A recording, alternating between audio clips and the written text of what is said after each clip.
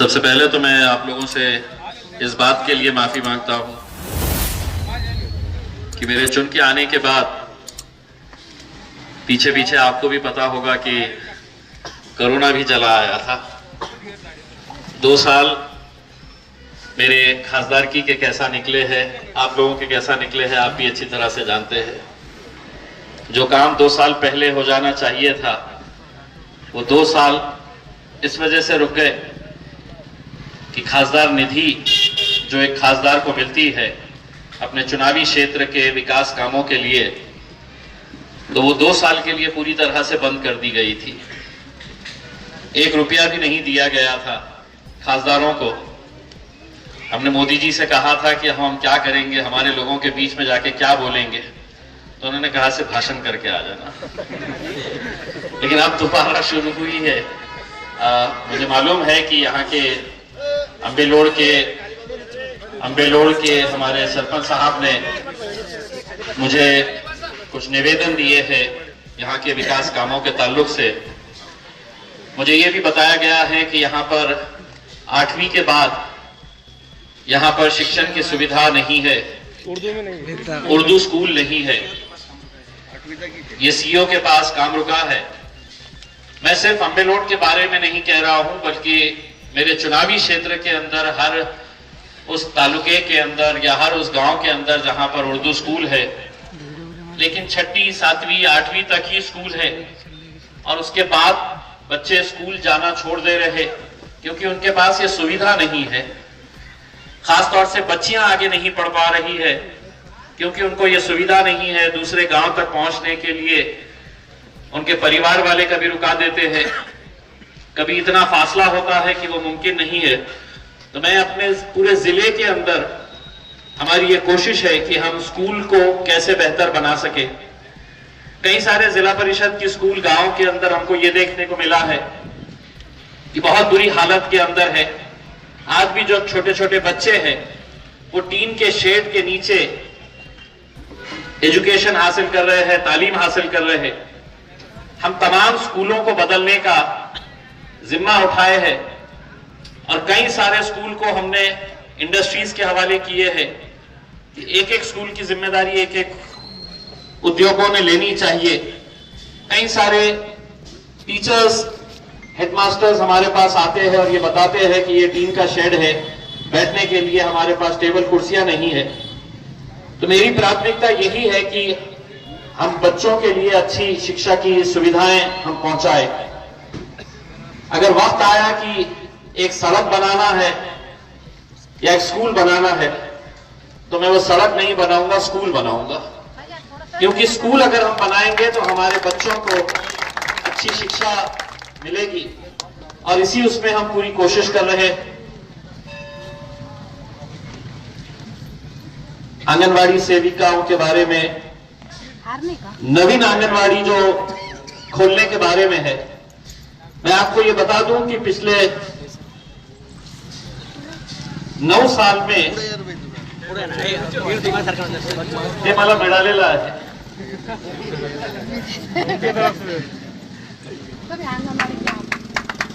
धन्यवाद।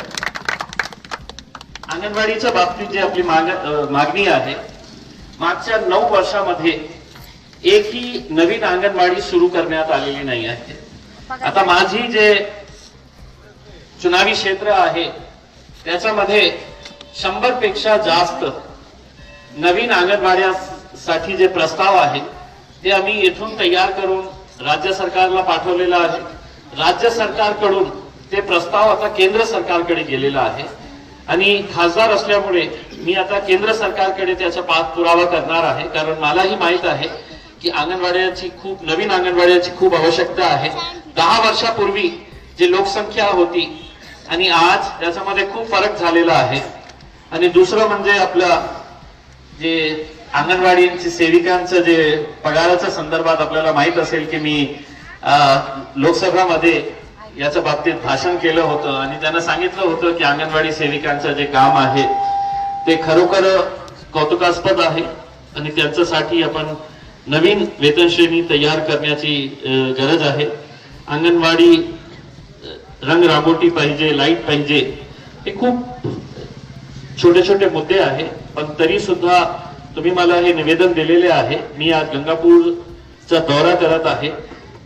याच्यापैकी कोणकोणते काम प्राथमिकतेने करता येईल ते नक्की मी माझ्या पीएला सांगणार आहे की आम्ही जे जे मागणी ते सरपंच साहेबांनी केली असेल किंवा सामान्य नागरिकांनी केलं असेल किंवा तुमच्या अंगणवाडीच्या वतीने जे मला निवेदन देण्यात आलेलं आहे त्याच्यापैकी जे जे काम मला करता येईल प्राथमिकतेने ते मी काम करू, त्याची गवाही देण्यासाठी आपल्याला इथे आलेलं आहे. मैं तमाम नौजवानों से ये अपील करना चाहूंगा. वैसे तो मुझे मौका नहीं मिला था आप लोगों का जाती तौर के ऊपर शुक्रिया अदा करने का, तो आज ये मौका भी मैं समझ रहा हूं कि जाती तौर के ऊपर मैं आपका शुक्रिया अदा कर दूं. मुझे आने में इस वजह से दिक्कत हुई है कि आज औरंगाबाद के रेलवे स्टेशन का एक भव्य कार्यक्रम हुआ है. औरंगाबाद रेलवे स्टेशन जो है वो बहुत ही खूबसूरत रेलवे स्टेशन बनाया जा रहा है.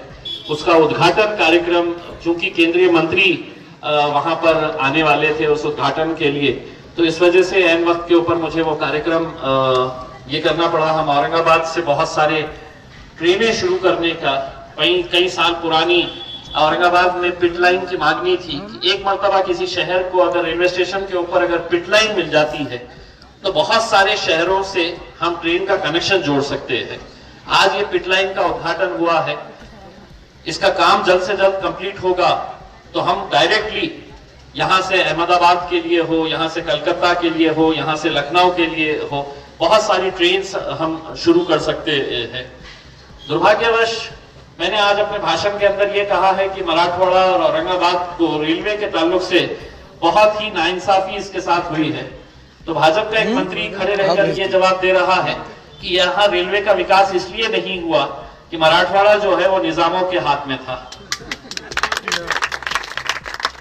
अब अगर ऐसे मंत्री हैं जिनको ये नहीं मालूम है कि निजाम जाके है तो 70 साल हो गए और अभी तक तुम विकास इसलिए नहीं हुआ कि 70 साल पहले निजाम साहब यहाँ पे आए थे. अरे निजाम चले गए, सब चले गए हैं, अब आपका राज है, अब आप करके बताइएगा उसने. अब औरंगाबाद के लिए एक अच्छी बात यह है कि 6 मंत्री है, मंत्रियों का शहर हो गया है हमारा. 2 केंद्र के मंत्री है और 4 जो है वो कैबिनेट मिनिस्टर का दर्जा रखते हैं राज्य सरकार के अंदर. तो ये लोग कैसा काम कर रहे हैं या नहीं कर रहे हैं, इनके ऊपर देखरेख करने के लिए एक चाहिए था. तो मैंने कहा तुम सब मंत्री हो जाओ, तुम्हारे ऊपर देखरेख करने का काम मैं करने वाला.